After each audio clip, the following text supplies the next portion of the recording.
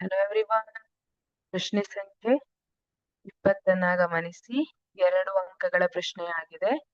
ಈಥೀನ್ನ ಹೈಡ್ರೋಜನೀಕರಣದಲ್ಲಿ ಬಳಸುವ ಕ್ರಿಯಾವರ್ಧಕ ಮತ್ತು ಉಂಟಾದ ಉತ್ಪನ್ನವನ್ನು ಹೆಸರಿಸಿ. ಈಥೀನ್ನ ಹೈಡ್ರೋಜನೀಕರಣದಲ್ಲಿ ಬಳಸುವಂತಹ ಕ್ರಿಯಾವರ್ಧಕ ಮತ್ತು ಉಂಟಾದ ಉತ್ಪನ್ನ. ಹೈಡ್ರೋಜನೀಕರಣ ಅಂದ್ರೆ ಏನು? ಇದ್ರ ಹೆಸರೇ ಹೇಳ್ತಾ ಇದೆ, ಹೈಡ್ರೋಜನ್ ಅನ್ನ ಸೇರಿಸುವಂತದ್ದು. ಹಾಗಿದ್ರೆ ಈಥೀನ್, ಈಥ್ ಅಂದ್ರೆ 2 ಕಾರ್ಬನ್ ಇದೆ, ಹಾಗೆ ಥೀನ್, ಈನ್ ಅಂದ್ರೆ ದ್ವಿಬಂಧ ಇದೆ, ಹಾಗಾಗಿ ಈಥೀನ್ ಅಂತ. ನಾನು ಹೇಗ್ ಬರೆಯುವುದು? ಕಾರ್ಬನ್, ಡಬಲ್ ಬಾಂಡ್ ಕಾರ್ಬನ್, ಇಲ್ಲಿ 2 ಹೈಡ್ರೋಜನ್ ಜೊತೆ ಬಂಧ, ಈ ಕಾರ್ಬನ್ ಕೂಡ 2 ಹೈಡ್ರೋಜನ್ ಜೊತೆ ಬಂಧ. ಈಗ ಈಥೀನ್ ನ ಹೈಡ್ರೋಜನೀಕರಣ ಅಂದ್ರೆ ಹೈಡ್ರೋಜನ್ ಅನ್ನ ಆಡ್ ಮಾಡಬೇಕು. ಇಲ್ಲಿ ಯಾವ ಕ್ರಿಯಾವರ್ಧಕವನ್ನ ಯೂಸ್ ಮಾಡ್ತಾರೆ?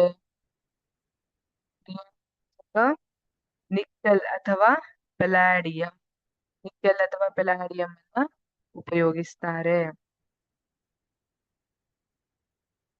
ಈಗ ಇಲ್ಲಿ ದ್ವಿಬಂಧ ಇರುವಂತದ್ದು ಏಕಬಂಧವಾಗಿದೆ.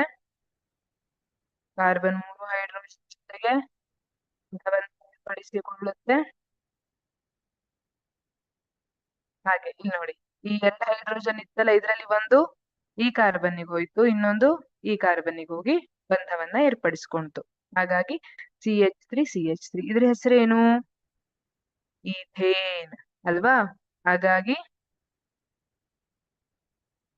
ಉಂಟಾದ ಉತ್ಪನ್ನ C2H6 ಆಗಿರುತ್ತೆ.